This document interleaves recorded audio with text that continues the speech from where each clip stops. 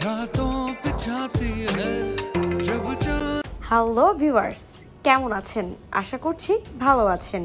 বিতর্ক, ট্রল আর বিত্তঝুঁকি নিয়ে আদনান সামির নাটকীয় জীবনের গল্প বলবো আজ। 2005 সালের দিকে গায়কের ভয়াবহ অসুস্থতা, চিকিৎসকের সতর্ক বার্তা, সব মিলে জীবন নিয়ে অনিশ্চয়তায় ডুবেছিলেন।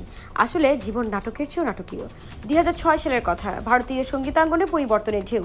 পরিচিত কয়েকজন গায়ক হারিয়ে যেতে থাকেন। এর মধ্যে অন্যতম আদনান সামি, যে গায়ক কয়েক বছর ধরে প্রেম, উচ্ছ্বাস আর আনন্দে ভরিয়ে রেখেছিলেন শ্রোতাদের হৃদয়, যার কণ্ঠে বাস্তব ভালোবাসার সুর, তিনি আচমকা হারিয়ে গেলেন। মঞ্চে নেই, স্টুডিওতে নেই, টেলিভিশনের পর্দায়ও নেই তার চেনা হাসি। এমনও গুঞ্জন ছড়িয়ে পড়ল তিনি নাকি জীবন মৃত্যুর সন্ধিক্ষণে। কেউ বললেন অসুস্থতা এতটাই বেড়েছে যে হয়তো কয়েক মাসের মধ্যেই সব শেষ।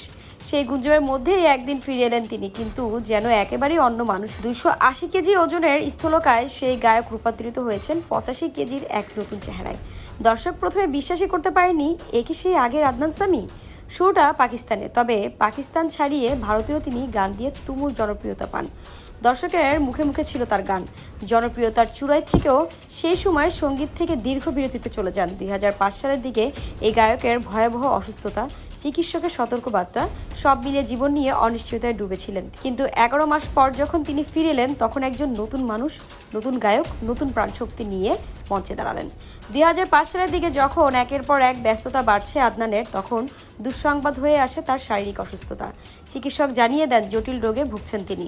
সরাসরি এটাও বলে তাকে সতর্ক করা হয়, আপনি আর হয়তো 6 মাস বাঁচবেন। তার ওজন ছিল বেশি।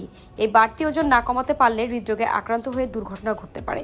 বেঁচে থাকার কথা চিন্তা করে সামি সিদ্ধান্ত নেন ওজন কমাতে হবে, নয়তো মরতে হবে। ইন্ডিয়া টাইমস সূত্রে জানা যায় 2006 সালের 7 জুন থেকে চিকিৎসক, পুষ্টিবিদের শরণাপন্ন হয়ে low carb high protein diet শুরু করেন আদনান সামি। সেই সঙ্গে নিয়মিত ব্যায়ামও করতে থাকেন তিনি।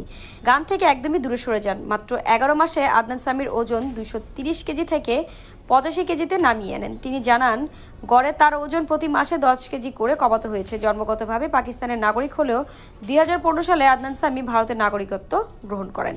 তার ভাষ্য, কেউ যদি বলেন আমি অর্থের জন্য ভারতে এসেছি, তাদের বলতে চাই আমি কোটি কোটি টাকার সম্পত্তি পাকিস্তানে রেখে ভারতে এসেছি।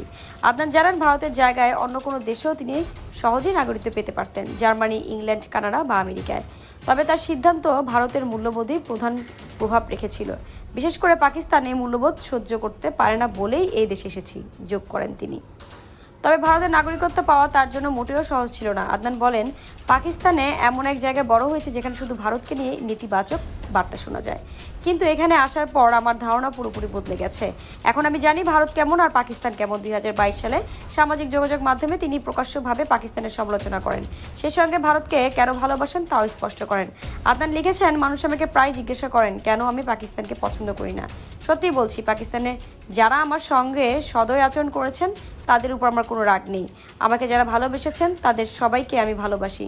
আরেক সাক্ষাৎকারে পাকিস্তানের মিডিয়া তাকে ট্রোল করা নিয়ে বললে তিনি বলেন, আমি তাদের ক্ষমা করে দিয়েছি।